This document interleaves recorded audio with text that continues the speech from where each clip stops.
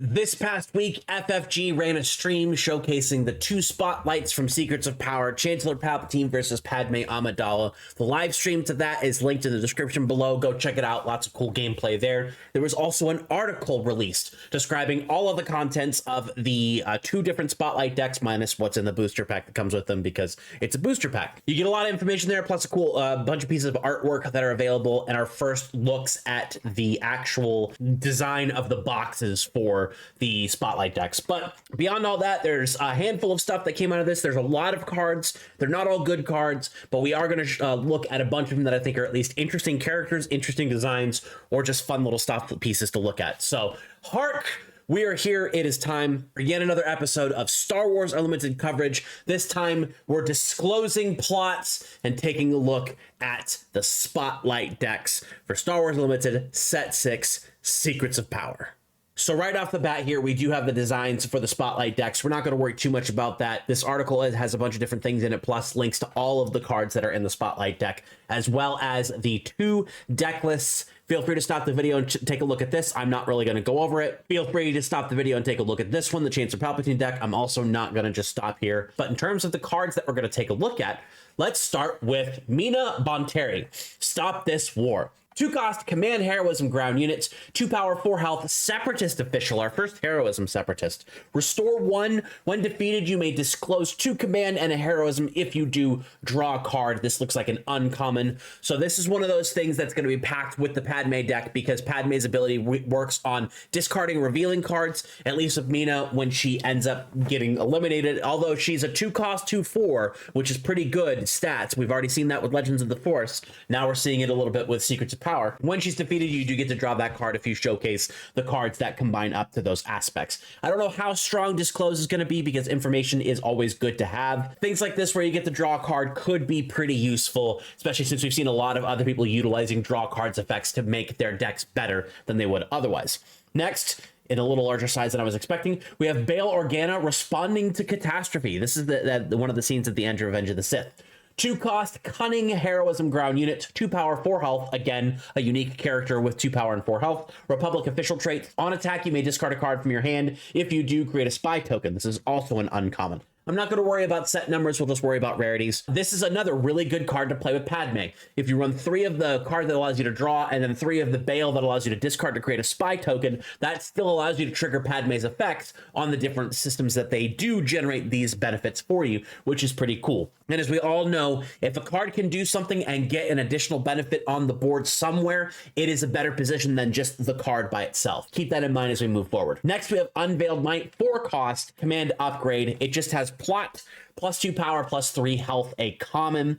This isn't necessarily a super great card, but it is a plot card to showcase that you can deploy your leader, play this plot. You can even play the plot on your deployed leader or one of your other units that needs the power and health bonus there, and it's pretty cool. It's literal plot armor. What are you going to do about it, right? Next, we have Bogged Down in Procedure. I picked this one because I actually think this has a very interesting step moving forward post-rotation.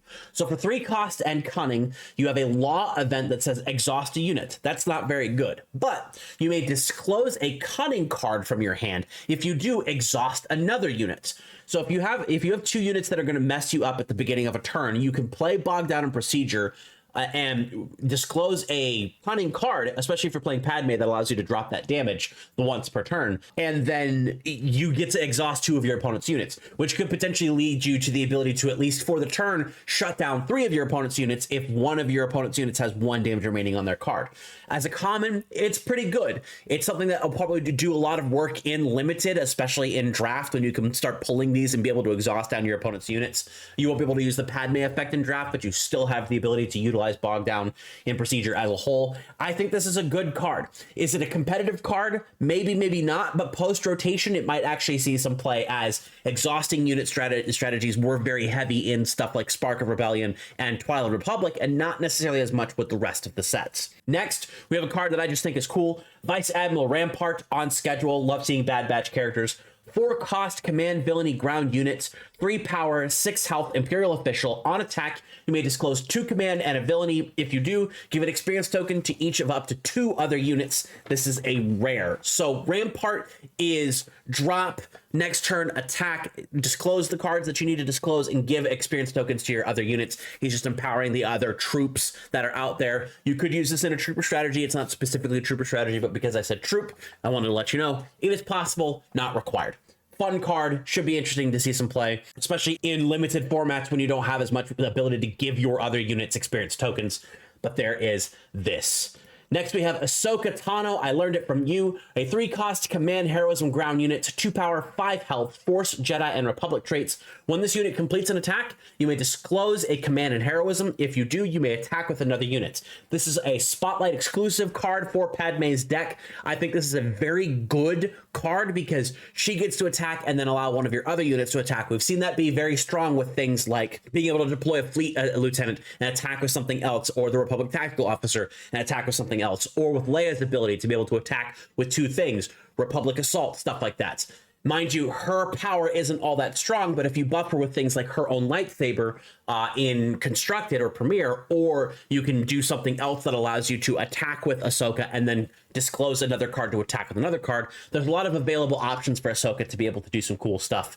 And again, because it discloses, very strong for the Padme strategy. Next, we have Dogmatic Shock Squad. This is a 6-cost Vigilance villainy ground units, 4 power, 6 health, Republic, clone, and trooper. It has Sentinel base, and it also has plot. This is a common. So this is a very good card that you can flip your leader, throw the Dogmatic Shock Squad onto the board, and then have your leader protected from attacks, at least while the Shock Squad is on the board. They'd have to be able to attack and defeat this, and then also attack into your leader, or whatever other effects they would want to be able to do that, or remove the Shock Squad, and then get another action thereof out. And we know there's not too much of that in any of these sets. Next up, we have Dismantle the Conspiracy. I brought this in because it looks like Secrets of Power is also bringing back the capture mechanic. We do know capture is technically a move forward evergreen because in set 3 we saw that Prisoner of War card.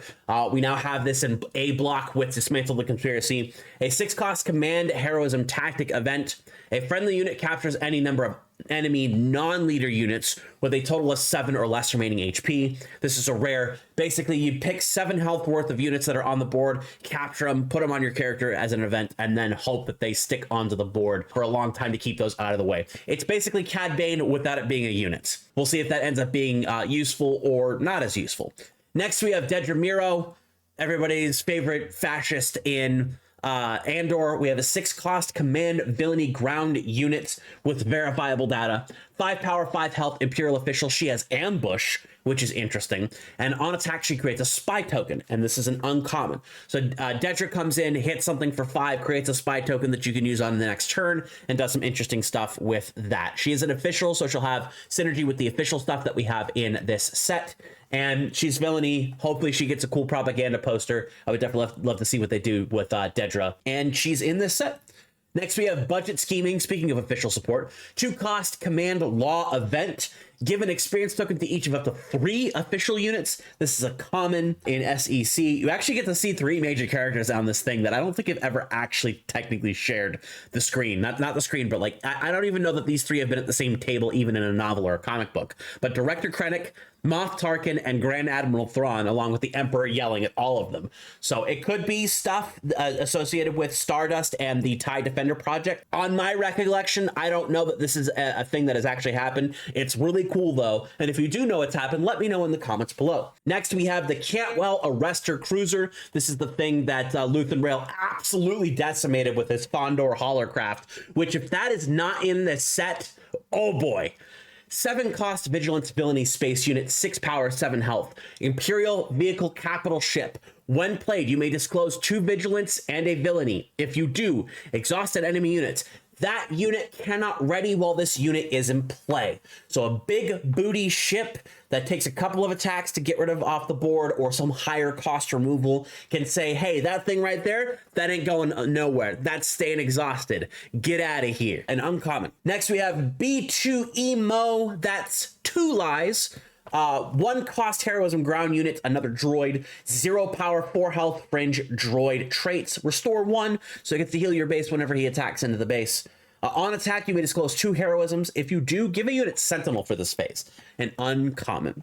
Pretty good for being able to give your other stuff Sentinel if you want to just smash this into into your opponent's base. Get the restore, get a Sentinel on your things so your opponent can't just clear out your stuff. Next, we have Bravo Squadron Fighter. I added this in because we had the N1 in the last set. That was a 3-2 for 2. This is a 2 cost Cunning Heroism Space Unit, 2 power, 3 health, Naboo Vehicle Fighter with Saboteur as a common. Naboo getting its own little space package with this, the Nubian type we saw in a previous set, the N1 we saw in the last set, and then another card we'll see up here in a minute. Very interesting design.